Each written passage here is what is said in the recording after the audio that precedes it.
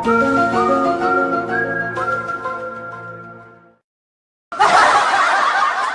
તો મિત્રો, તો કેમ છો? તો બધા મજામાં જ છો. તો આજ આપણે આવી ગયા છીએ નવા ઘરે. મંચુરિયમનો પ્રોગ્રામ હતો ત્યાં. તો અહીંયા પક્કાભાઈ, ભાર્ગવભાઈ અને મારી મમ્મી મંચુરિયમ બનાવી રહ્યા છે.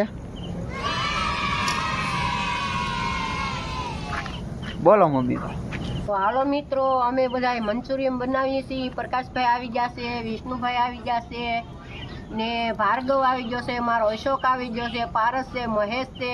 અમે બધા ભેગા મળીને આજ અમારે અહીંયા થોડુંક કામ હતું એટલે અમે મંચુરિયમ બનાવીએ છીએ.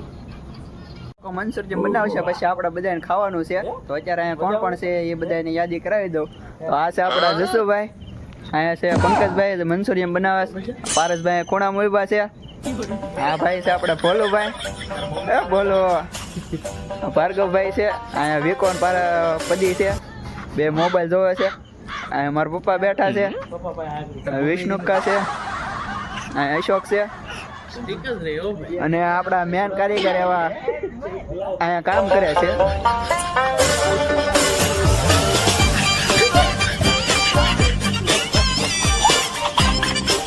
હરિભાઈ છે આપણે કામ કરી રહ્યા છે અત્યારે. અને પછી તો ભાઈ પારસ બંદૂક મંડાણો જાણે જોઈ એટલે હોયતરા કાઢના કેમ મંડાણો.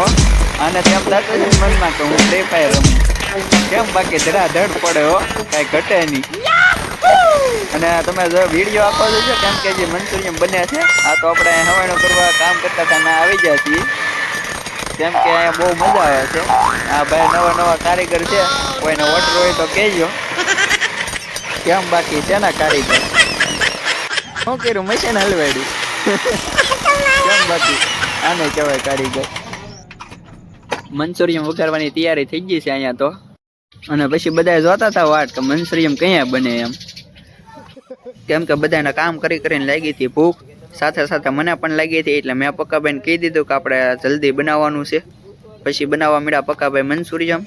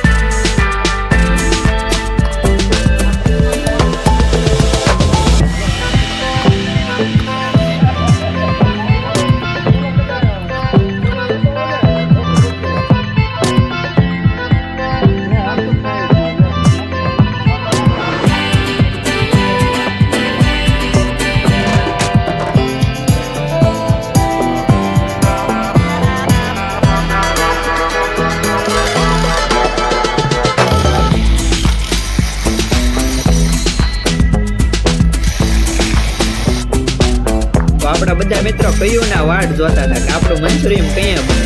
તો મિત્રો અત્યારે આપણું મંચુરિયમ બની ગયું છે. તો આપણે બધાને હવે મંચુરિયમ ખાવાનું છે. તો સાથે સાથે તમે પણ મંચુરિયમ ખાવા આવી જાઓ. અને પછી મારી મમ્મી આપી દીધું બધાને ડીશમાં મંચુરિયમ.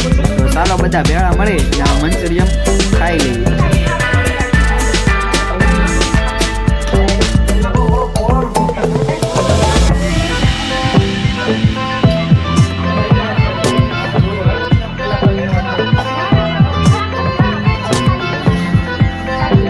તો મિત્રો વિડીયો ગમે તો લાઈક, શેર અને યુટ્યુબ ચેનલને સબસ્ક્રાઈબ કરતા જજો.